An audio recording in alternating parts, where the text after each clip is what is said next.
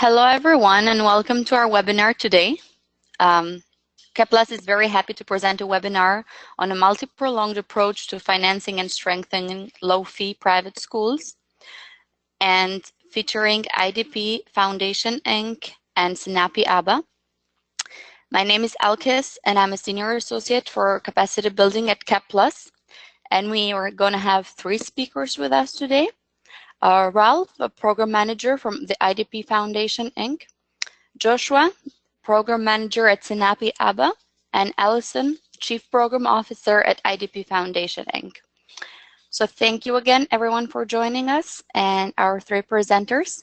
This webinar is part of a series of webinars that CapPlus holds every month throughout the year, and we have 3 upcoming webinars set up. If any of them is of interest of you, please visit our website at www.capplus.org to register for any of them. We have one in October, November, and December. So please feel free.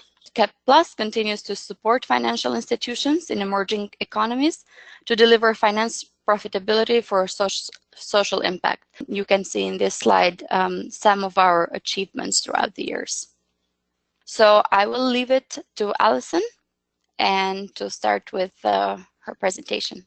I guess just quickly introducing the IDP Foundation. We're a private nonprofit foundation dedicated to encouraging and supporting the development of innovative and sustainable solutions to complex global issues. We really seek to eliminate barriers to quality education in Africa while still stimulating development, supporting market-based solutions, public-private partnerships, and social enterprise development in education and other sectors. Next slide. And then just while I'm up here, I'll do a quick intro for Sinapi Aba, who is also represented on the webinar. They were established in 1994 as a nonprofit committed to providing capacity building services and business training to the economically active poor who are into small and micro enterprises. They're the largest NGO in Ghana, serving 230,000 active loan clients through 45 branches in all of the 10 regions of Ghana. And they really seek to transform the lives of their clients, which is why IDP Foundation has partnered with them to develop the IDP Rising Schools Program. Next slide. So first, just a bit of background on the inspiration for the program. In July 2008, our president, Irene Pritzker, traveled to Ghana to review various microfinance programs. And after meeting several loan clients, she was introduced to Paulina, who owned a school in the Agbo Blochier slum market in Accra. Her main business was selling yams, but Paulina felt compelled to open a low-fee private school in the market to create a safe learning environment for the children of the local traders, because there was no government schools available in that area to serve them. There was a clear demand as her school quickly grew to serve over 400 students, and Paulina needed to reinforce the second story of her building to make sure it was safe for those students. She approached her loan officer for a microloan, and although she was creditworthy and had received multiple loans for her yam selling business, she was unable to secure a loan for her school. So that begs the question for Irene and the IDP Foundation: why is it easier to access credit for a yam business rather than for improving a school? And we found out that was because MFIs deem very poor schools too risky and prefer to focus on more developed schools. Next slide.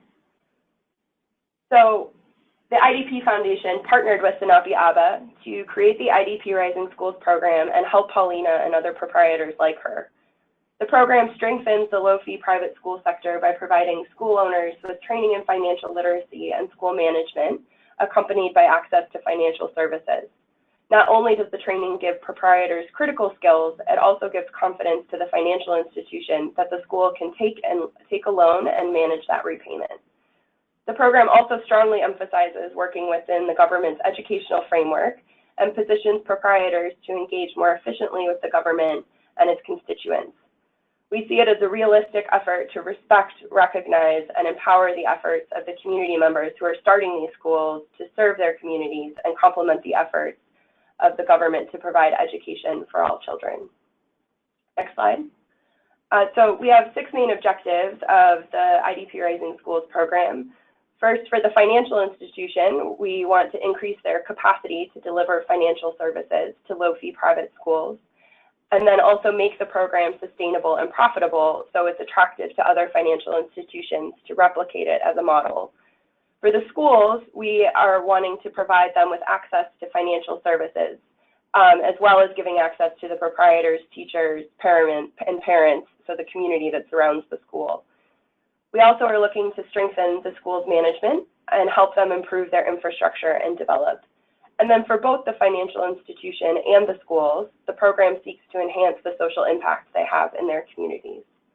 And with that, I'll hand it over to Joshua to take it from here. All right, thank you, Alison. IDP Rising Schools, in collaboration with Sinapi Aba, has been a very profitable activity that looks at social investment, and that is why I'm using the word profitable, because if we see that it is going to impact socially, that is something that we all have to embrace it. And as you could have seen the numbers over on the screen, this program has really helped us increase enrollment, which is very key when we want to see social services to the community. We've been able to work with this project, and we've been able to increase enrollment to 16.5, and this translates to 138,812 children having access to school, and this is very positive. This project has been very good, and as you could see that we have a very strong repayment rate of 91%, sorry. And this has really been something that the schools have really been happy about, because they barely would get these supports from the government mainstream funding, and going through this private approach has really helped them. And so far we've been able to work with our over 500 schools that are benefiting from this program. Next slide, please. So one of the things we do on the project, apart from the loans that we render to the schools, we also build their capacity. And the things we do is to ensure that these proprietors or education entrepreneurs who do not have enough understanding of basic accounting, the program seeks to build their capacity. And these areas we cover during the training sections. We build them in basic accounting, where they're able to manage basic records. We also teach them the culture of savings. And this is very important, where they're able to distinguish between school's income and that of their personal income. We also ensure that they do not mix those incomes together, which sometimes can affect the cash flow of the school. So during trading sections, schools are trained the culture of saving, making sure that they are separating the school's income from that of their personal income. And then also train them in trying to handle credits. And that's about loans, basically, how they'll be able to look for credits to finance their business and ensure that they're able to make good returns on the investment they are doing in the communities. We also try to train them on human resources. You know, for this project, we need quality hands. And usually they pick these graduates from our communities to come in and assist in teaching. And therefore, there's a need to build capacity of these ones to ensure that they are also delivering quality training to these young ones. Again, this project ensures that there's community relations, where we form strong parent-teacher associations in the communities, where they could also have a contribution to ensure that these educational institutions in the communities are getting the best of support. And one of the greatest things that we do on this project is also to ensure that schools that are not registered as a business with the Ghana Education Service will go through the registration process, so that GES could also have an oversight of these schools and ensure that the children are receiving the best of education in the communities. At this point, I would want to talk about some of the loan products and the things that we expect the schools to do. We have two key products that we offer to the schools. And the first one is what we call the loan asset acquisition. And then we have the working capital. And as the name implies, the asset acquisition is whereby a school would want to buy additional lots of land or want to buy a vehicle to serve as transport services for the schools. And then when it comes to the working capital, we are looking at where they have small funding support, salaries, or even buying food to feed the children, because here in our country, we ensure that the children are well taken care of. They have very nutritious meals at school. And the schools charge these parents a fee as a way of trying to be able to provide the nutrition needs for the children. But sometimes they're unable to receive these payments from parents on time. And therefore, we provide loan capital for them to meet these short-term needs. So within the program, these two key product lines, we ensure that the schools have access in terms of finance to meet these needs. And the interest we charge on all these two products is 25%.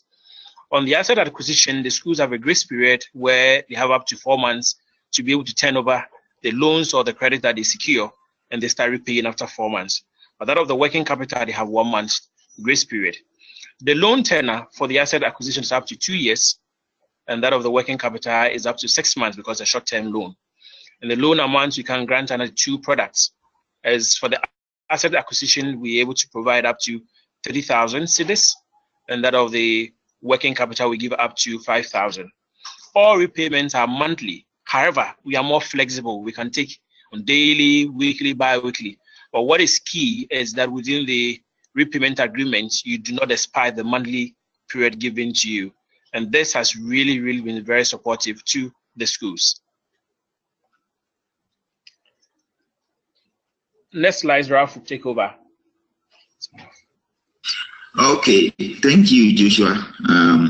In this slide and the next one, I will be taking us through the story of 2 low-fee private school proprietors who are benefiting from the IDP program. You meet Lily Ba, the proprietor of Ba Memorial Academy. Lily is a trained teacher by profession, and she established her school in 2005 from her own residence in Kumasi, the Ashanti region. She is one of the first low-fee private school proprietors who joined the program back in 2009. At that time, she was having 195 students and reaching up to grade 5. Lily has been trained and has taken and repaid 7 loans totaling 64,000 cedis, which is about $14,500 US. With the loan and her school's profit, she has been able to build 11 additional classrooms, students' dormitory, washrooms for both males and females. She was also able to repair her old school bus and then bought additional new school bus. Currently, Lily's enrollment is almost 500 students and is reaching up to grade 9. She has also attained upgrade of her school with the GES registration. Next slide.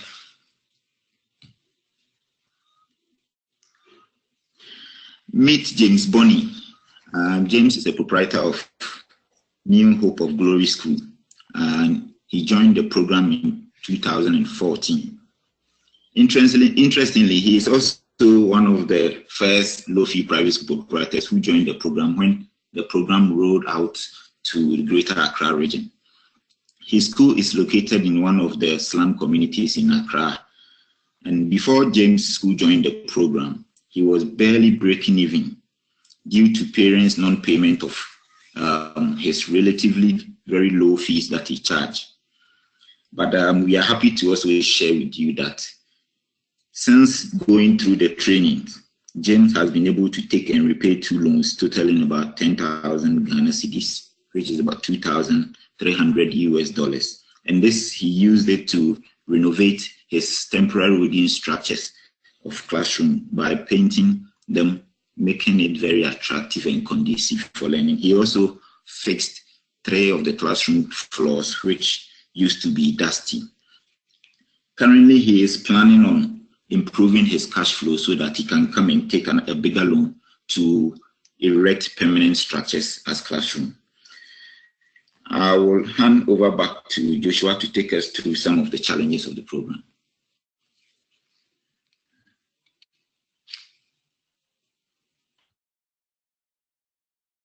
Joshua, if you can hear me, if you can unmute yourself. Yeah. Sorry about that. Great, no worries. It always happens. Please continue. Thank you. Yes, as Ra indicated, the project is a very good one. However, there are challenges, and it's so because the facility or credit given to the schools are not grants, but they are loans, and therefore there's a need for the schools to have adequate cash flow to repay the loans given to them. And these become very challenging to most of the schools, and therefore they are unable to access enough credits to do bigger projects in the schools, like having additional classrooms and all that. So one of the key things that has affected this project, or is a challenge, is inadequate cash flow. The second issue that also they are confronted with is loan security, and these are required by the laws of the country to ensure that there's enough security for all the loans you give to clients.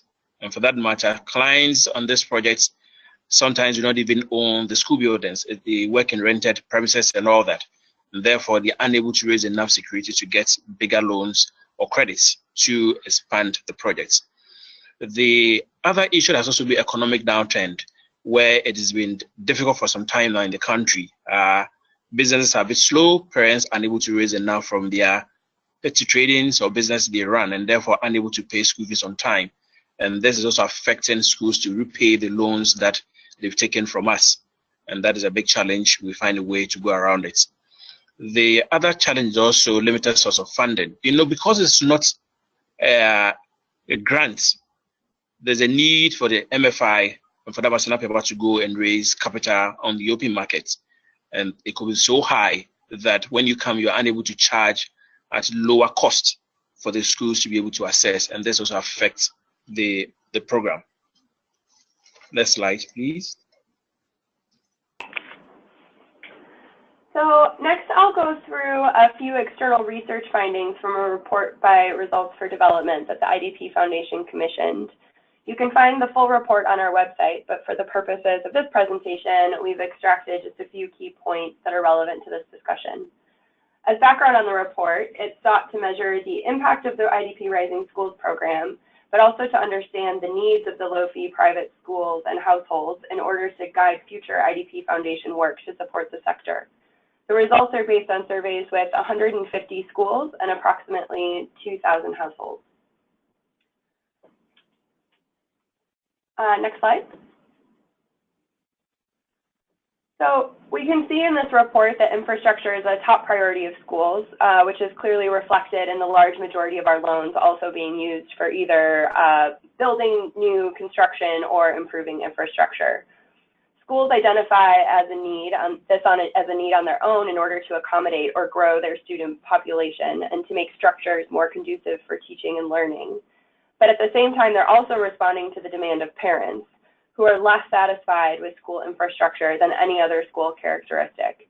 So investing in infrastructure means making the schools more attractive and conducive for students to learn. And it means creating more access to education and more income for quality provision as they can bring in more students into the school. Next slide.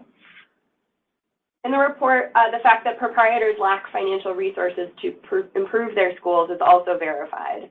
The majority of schools report breaking even, making a loss, or not knowing whether they are profitable. Schools are very reliant on tuition and canteen, so their income is dependent on parents paying the fees, which, as Joshua noted, can be a challenge at times. This demonstrates that there is a great need for access to capital, but that there certainly is risk involved in lending to schools. So independently assessing schools' cash flow is really important. Next slide. And I'll pass it over for Ralph to continue. All right, thank you, Alison. So in spite of low-fee private schools lacking the financial resource to improve and grow their school, as Alison just pointed out, these proprietors have been very resilient and creative in surviving this challenge, as we all can see from below the slide, that we have the school age of all the schools surveyed, we have their age exceeding 10 years. So I mean, they are doing a really good job in surviving this challenge. The study shows that there are three main strategies that they have adopted in doing this. And the first one being allowing some flexibility in the payment of fees. This is making it easy for parents from low-income households to gradually pay the fees of their children. The second strategy being recognizing that whatever profit is made from the school must be invested back into the school, no matter how small it is, so that they can keep improving on their infrastructure. The third being that employing untrained and inexperienced teachers and ensuring that they deliver the best that they can. All of these strategies were stressed during the IDP proprietor training. Next slide. So to elaborate further on the third strategy from the previous slide, the salaries of these untrained and less experienced teachers are relatively lower as compared to that of the trained teachers from the government schools. But the low-fee private school proprietors invest in providing teacher guidance for their teachers. As we can see from the slide, 91% of the schools report doing that. And they also invest in training their teachers internally on periodic basis. We also have 82% of schools reported doing this. And then also engaging other external bodies to train their teachers. All of this in the name of bringing the best out of these untrained or unqualified teachers. And all these also help in providing quality to the students in these schools. Next slide, please.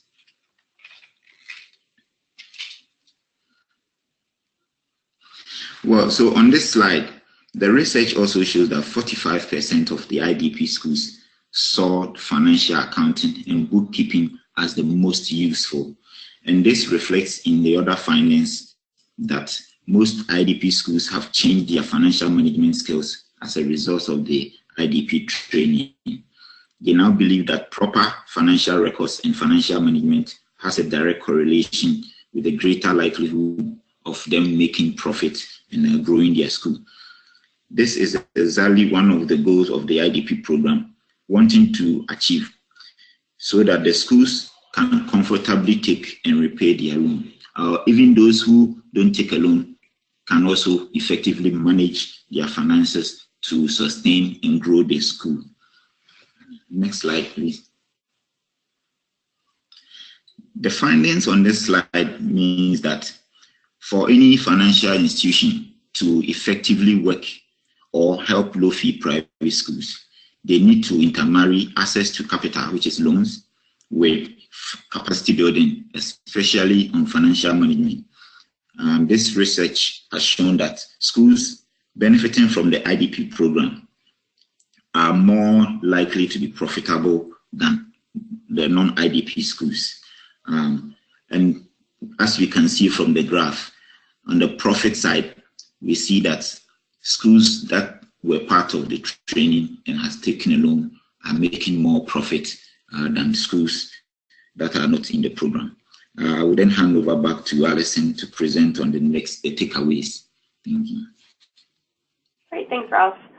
So the key takeaways from the report are, that the findings suggest that most proprietors are either breaking even or suffering a small loss. So the study disputes the notion that proprietors are these ruthless business owners that are only seeking profits. Despite their constraints, however, low-fee private schools are resilient, owing to their ability to adapt and keep costs, especially teacher salaries, low. Second is that poor infrastructure emerged consistently as the greatest challenge faced by low-fee private schools, in addition to being the most pressing need to improve school quality, and we see that parents really see this as well. Third, proprietors understand the importance of teacher quality, and as a result, we see that parents are really satisfied with the teacher quality and academic performance of schools. Fourth, low-fee private schools in our sample are not reaching the poorest segments of the Ghanaian population. So while they are reaching middle income to low income, that it's really difficult for the poorest in society to access these schools, which does have implications for potentially partnering with government to support poorest students in reaching these low-fee private schools. And finally, IDP Rising Schools Program has had a modest positive impact on the financial stability of low-fee private schools. Proprietors from these schools benefited from the financial training on accounting and bookkeeping and are more likely to save in order to invest in future projects. Schools who participated in the program are significantly more likely to be profitable than comparable schools who didn't participate. And back over to Joshua. Thank you, Alison. Yes, this program has been very, very impactful in the country, and it is very clear that it's helping reduce unemployment burden of governments because the schools keep employing these young graduates and be able to get income from there.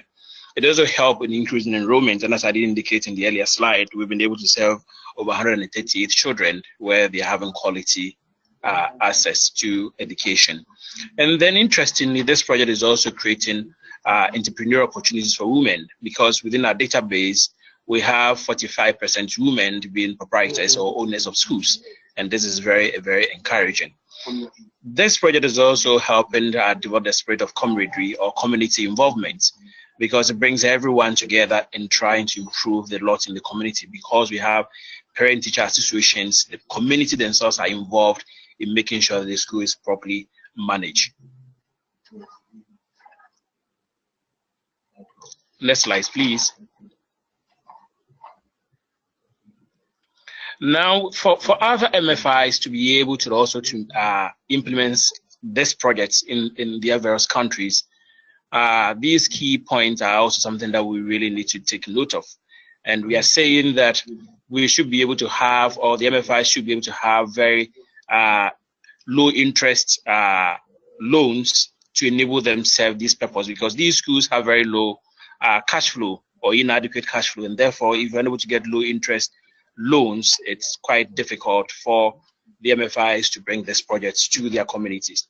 And then we're also saying that the institutions need to build their capacity very well to ensure that they could really implement this project, because you need a lot of capacity building, and therefore any financial institution would need to really understand the school financing projects and ensure that they could do it right. And then we're also saying that there's a need to have dedicated staff that will manage the program within the MFIs. This is very important because there are components of the project where it comes to, for example, scouting for schools. If you don't have dedicated staff, it becomes very challenging to reach out to the schools.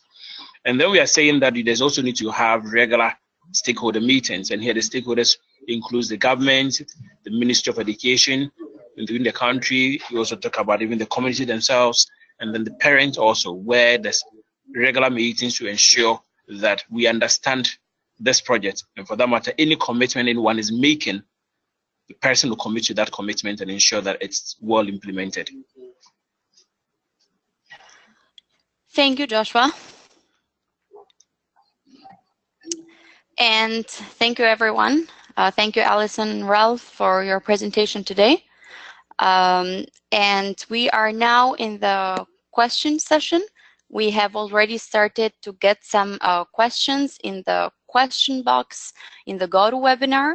So we will start getting those questions and presenting them to you. Most of the questions, I'm just for Alison or Ralph or Joshua, they are kind of general. So whoever wants to answer first, more than welcome. If there is a specific question for the IDP program, we will start with Alison, and anyone else can talk. So the first question that we got is, what is one correction or change that you would make to the program if starting it from the beginning today? So I guess, Alison, you can start with it. Well, that's a good question. I think we did learn, as Joshua was just pointing out, kind of that importance of dedicated staff. At the beginning, we didn't necessarily have loan officers that were fully dedicated to the program, and I think we found that that was really important. So from the beginning, I think one change would be, making sure that we had dedicated staff at both head office and loan officers at the different branches to fully take care of this program and maintain relationships with the schools, because we find that these schools do really develop a bond with their loan officers and with the program staff at head office, and continue to make phone calls and reach out for advice. So it becomes this continuous capacity building that goes beyond the initial training that they receive. And I'll pass it over to Ralph and Joshua to jump in with anything else you would point out.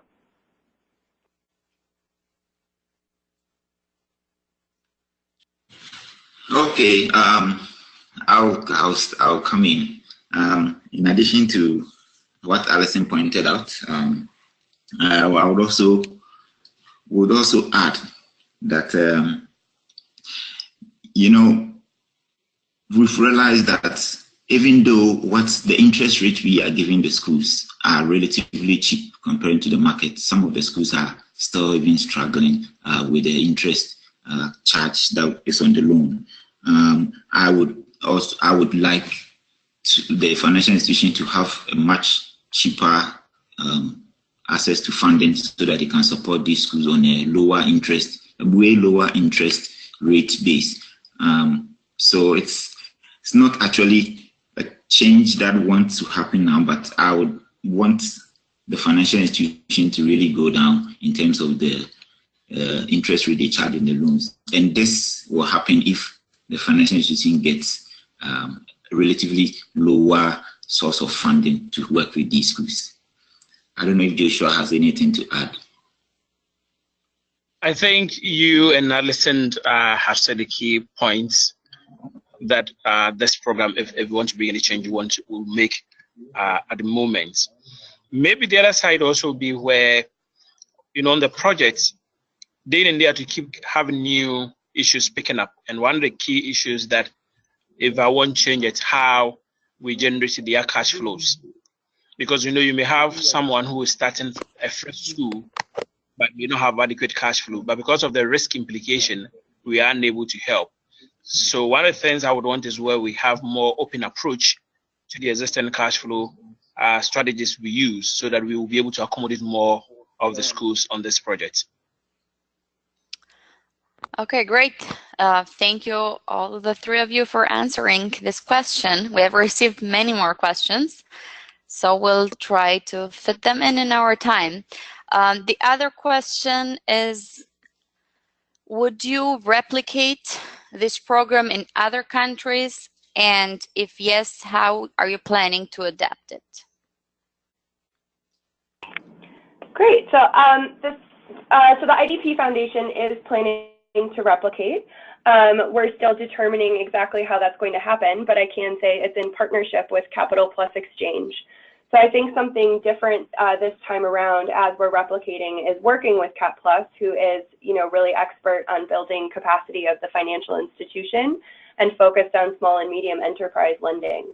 So utilizing their expertise to kind of deal with some of the challenges up front, whereas with Sinapi Aba, we had a wonderful partner and kind of figured things out on our own and built this program from scratch and step by step figured everything out along the way. So this time we'll bring in some expertise to kind of try and set up all of the structures and processes at the upfront by utilizing their skill set. And then so the IDP Foundation is, supporting that work with our funding in order to do that. Great, thank you, Alison. We'll take the other question. What is the percentage of children in this low-fee private school versus the government schools? And how many low-fee schools are there in Ghana? So in Ghana, about 25% of the country, the enrollment in the country is in private schools. The estimates on how many are in low fee versus elite schools isn't completely clear, but our understanding is the majority of those students are in kind of more of the low fee private schools. We also think that that's an underestimate because a lot of these schools are unregistered. So while we work with these schools, and that's an active part of our training program, we work with them to teach them how to register with the Ghana Education Service. There still are a lot of schools that aren't registered. So I think it's probably an underestimate of how much of the country is educated in these schools. So I think there was research done back in like 2010 or 11 that estimated there were about 6,000 of these schools, but they were growing at a rate of 26% every couple of years. So I would assume the numbers are more around 8,000 at this point, but that's just a really rough estimate. Okay, great. Thank you, Alison. I will keep continuing with the questions because we got a lot to cover. So the other one is, what are some of the ways for microfinance institutions that are interested in lending to schools to find and partner with quality education or business development service providers in their areas?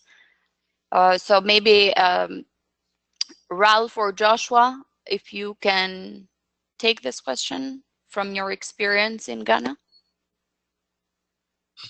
Okay, let me go first. So there are these quality education providers out there, but it's up to the financial to fish them out and then have conversation with them, dialogue with them to create partnerships. Now it's emerging, more of organizations and donor agencies are actually buying into the concept of low-fee private schools, that they actually do exist. So I believe a lot of the donor agencies and development partners are really looking into this sector, and financial institutions can really just go check, research them out, and then have conversations with them. We, the IDP Foundation and the IDP program, want to also promote the public-private partnership where even the government agencies that are supporting education can even partner with private institutions like banks or financial institutions to bring these low-fee private schools out of wherever they find themselves, and then to provide the quality that the country needs. I don't know if Joshua has anything to add. Thank you, Ralph.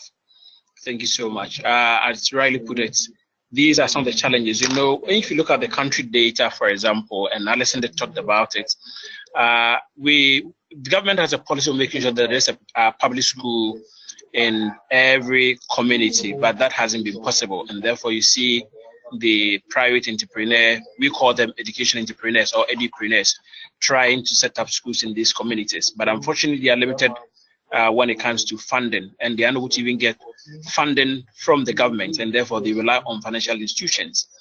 But because they're unregulated, in quotes, I'm using the word unregulated because when they are starting, they don't have all the requisite materials or permits to set up a school, and therefore it becomes risky where the financial sector is also controlled by the central government through the Bank of Ghana, ensuring that there's adequate security on all credits facilities you give to clients.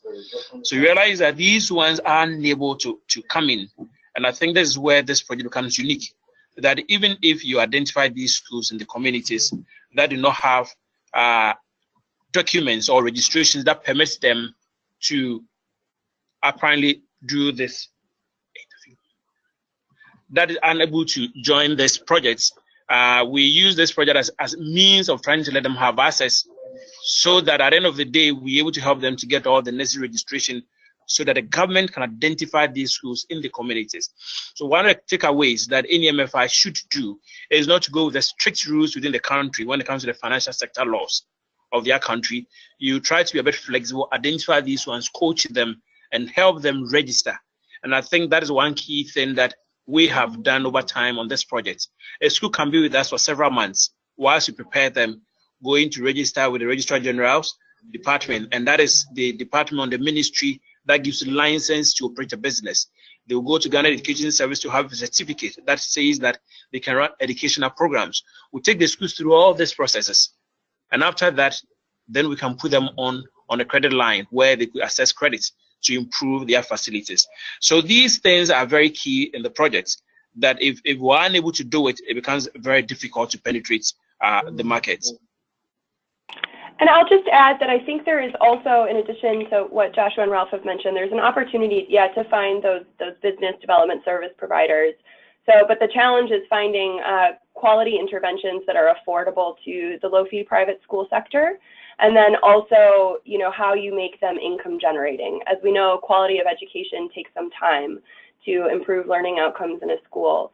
So most of the loans are for infrastructure right now because that translates immediately into a income generating, in the sense that more students come into the school, so the school starts making more money and they can repay the loan and continue to develop. So, and at the same time, parents are also quite happy with the quality at this time.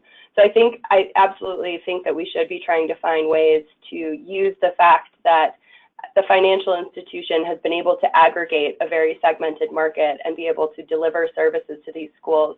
So it's just figuring out the way to really build the knowledge of the schools about how these services can help them improve their quality and improve their business, and then figuring out the right mechanism and affordability for the schools.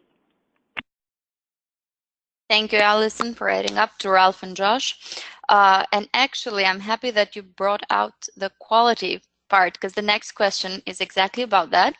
So how was the quality of education overall in the program in Ghana? And how have you been measuring the quality of education? Sure. So because this program is really, to date, has been really focused on, infrastructure loans and vehicle acquisition, we haven't felt like this program necessarily is leading directly to big gains in learning. So we haven't been measuring the learning outcomes in these schools because it is, cost intensive to do that type of research. So we want to make sure when we do that type of research that it's in the right way and for the right purposes, and we're convinced that we'll see that learning change. So we are currently in a partnership with Sesame Workshop to deliver teacher training to some of these schools. We've created 10-minute videos on pedagogy and child-friendly learning, and we've done one set of this training in the past, and we're about to embark on a second round of this training. And with this project, we will measure the learning outcomes. So more to come on that in the next year or two.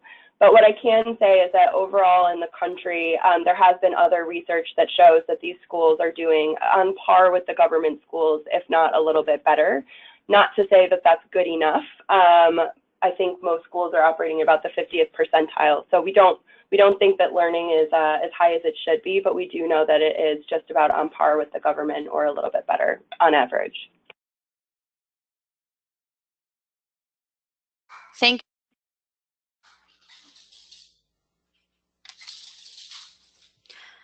Hello, can I add something to what Alison said? Yeah, sure. Yeah, so one of the things that I always boast about this program is, in educating a child, you need to first get him a space, a place where you can bring the child to go and learn. This program, I think, believes in first improving on the infrastructure of where learning should take place, and then once that is done, then you touch on what is going to happen in that classroom. So it's like the program has started off with providing quality in terms of improving the school's overall infrastructure. For example, let's say creating a classroom for a child to go to school.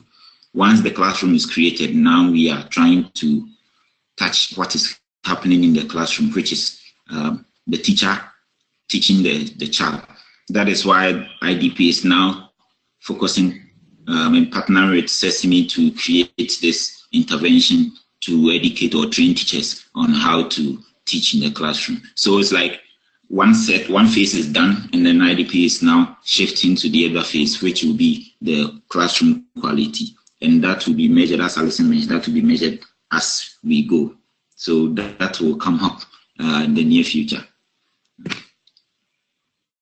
Okay, great. Thank you very much.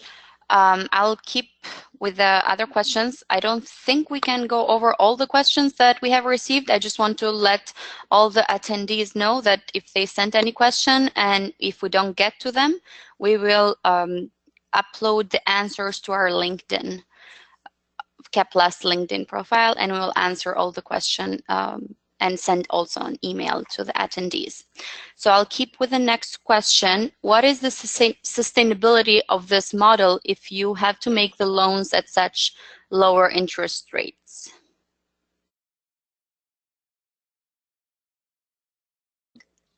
Can I come in first, Alison? Yes, I was hoping you and Joshua would answer this one. Okay, so I believe this program is more of a social investment, and every program or every product that has the social part of it being a major component or a major goal, I believe needs to be patient. This program, I believe, is sustainable in the long run, but if you are a financial institution and you are about to start this, you have to be patient in terms of making it sustainable, because this, as schools keep taking on, because the low-fee private schools from the IDP program, we can see that even with the Lily's profile that I shared, she has taken up to 7 loans.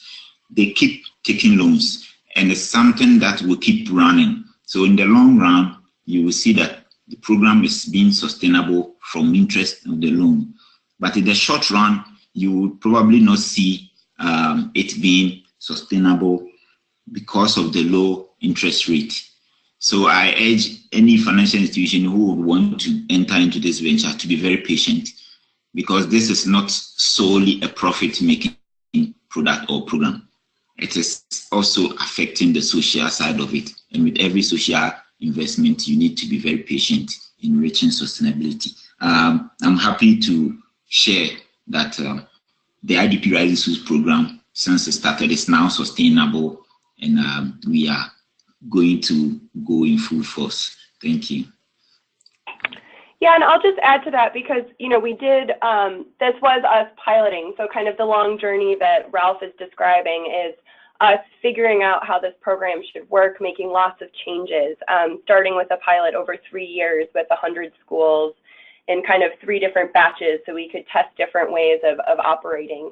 And so I think now that we've done that grunt work of really figuring out a lot of the challenges and the ways to move forward, and have figured out how to refine the program a bit, that I do think, and then CapPlus is now taking those learnings to support other financial institutions and taking the program on, that I do think you can reach profitability much more quickly, because there are opportunities to make sure that more schools take loans. We've kind of gone about it with very much that social impact focus, and being willing to train a lot of schools to give them at least that service. But I think other institutions could choose to make sure that a school has taken a loan before they're invited to training, and there's the cost of that.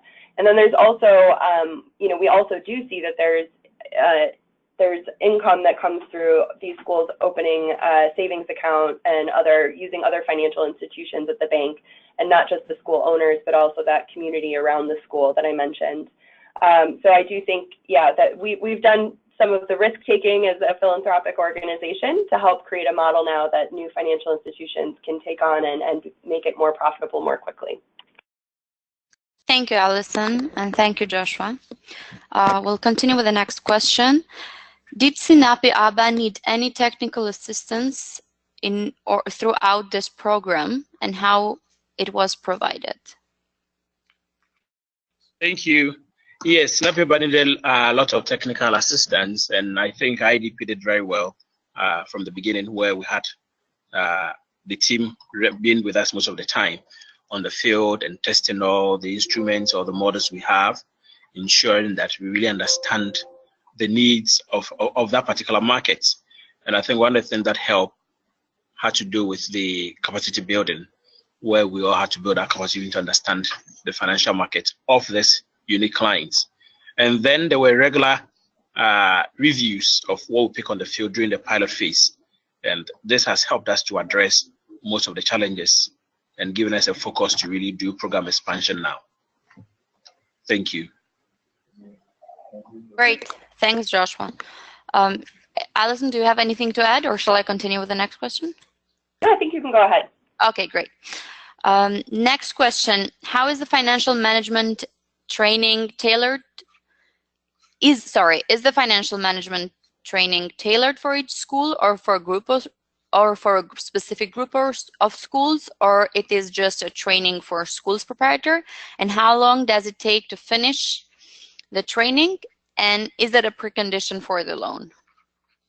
Okay, thank you. Yes, these are models were designed based on research that we did and realized the needs of the school to develop this financial manual. So they are specifically designed to meet the school's needs.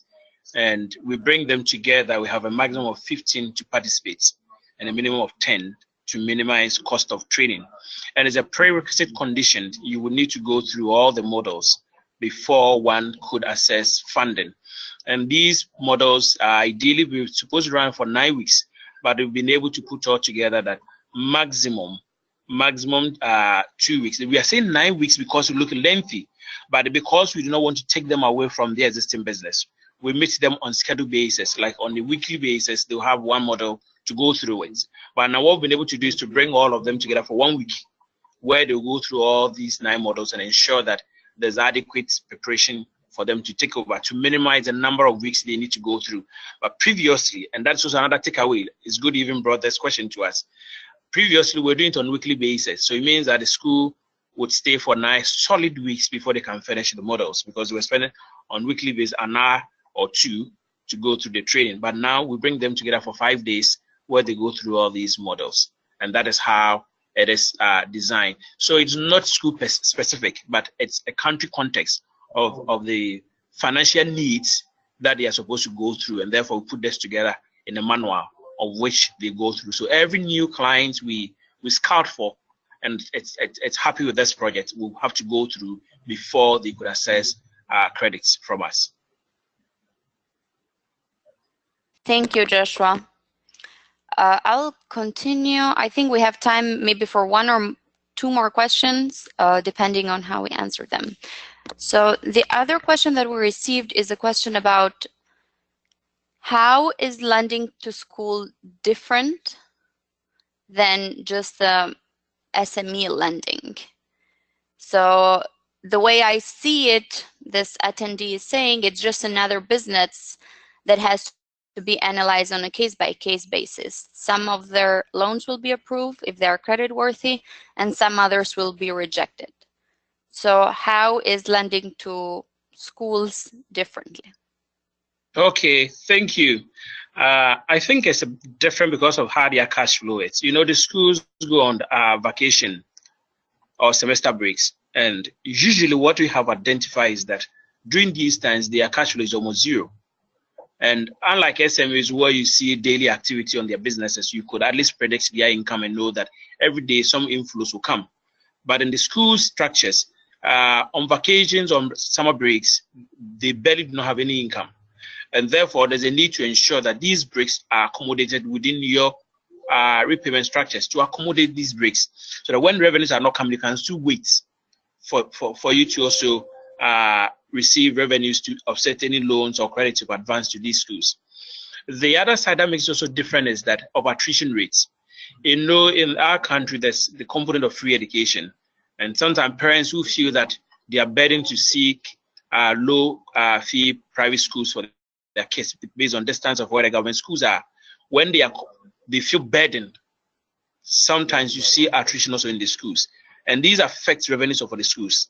And, you know, because they make daily payment towards their fees, be it tuition or be feeding, today, if a child doesn't come to school, a school doesn't make any income, because you can't charge the parents that the child was not in school, but they still have to pay. So these things make it unique, unlike other SMEs where you could at least have a structured cash flow and see what is happening. These are a bit dynamic in terms of how their revenues are generated and all that. And that is why there's a need to have a special attention, dedicated staff to ensure that you really support these schools so they can know the exact need, especially if it's about cash flow, if it's about attrition and all that, to help us really serve these markets. Thank you, Joshua. And to add to that, sure. Sorry, to add to that, lending to schools, it's more of you need more of commitment and be willing to go the extra mile. What do I mean by that? It takes a lot of monitoring and coaching and guidance. You need to constantly be part of what is going on in the school. Sometimes these proprietors don't really understand what the school really needs.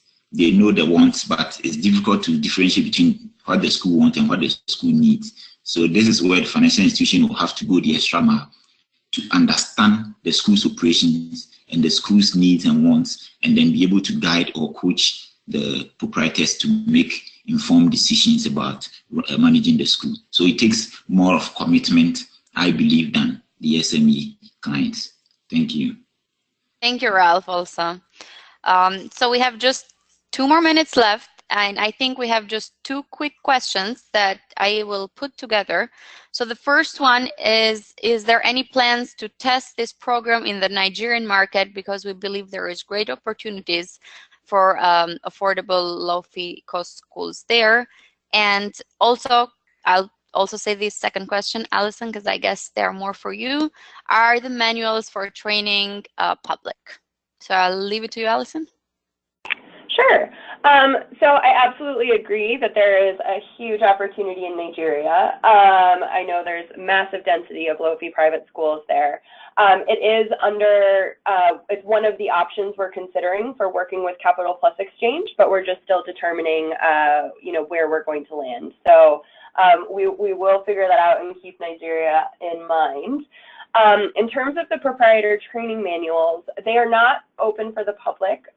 What we have done in particular cases is license them out with a license agreement. But because we've put so much time and energy into these, and we want to take care of ensuring that, you know, that the program is implemented really well, we're doing it more on a case-by-case basis through a license agreement. Okay, great. Thank you, Allison.